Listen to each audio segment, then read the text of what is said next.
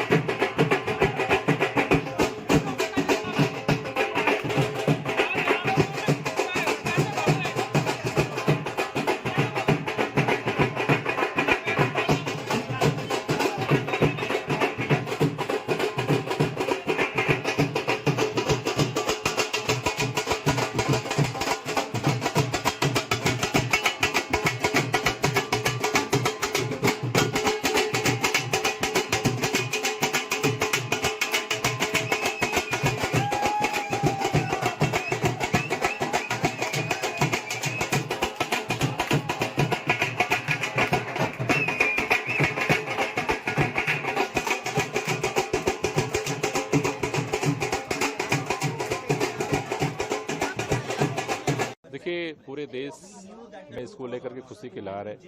दिल्ली के लोगों के दिल में खुशी है, क्योंकि जिस तरह से भारतीय जनता पार्टी की सरकार ने इस देश में तानाशाही का अंधकार युग कायम किया था, लोगों को कोई रोशनी नहीं दिख रही थी। सुप्रीम कोर्ट के इस फैसले ने एक रोशनी की किरण दिखाई है, इसलिए पूरी दिल्ली, पूरा देश उनका शुक्रगुजार है। हम उनका धन्यवाद करते हैं और हमें इस बात का भरोसा है कि देश में जो इस तानाशाही के खिलाफ लड़ाई चल रही है, संविधान और लोकतंत्र को बचाने की लड़ाई चल रही है, अरविंद केजरीवाल जी के बाहर आने से ये लड़ाई और मजबूत होगी और देश ये लड़ाई जीतेगा।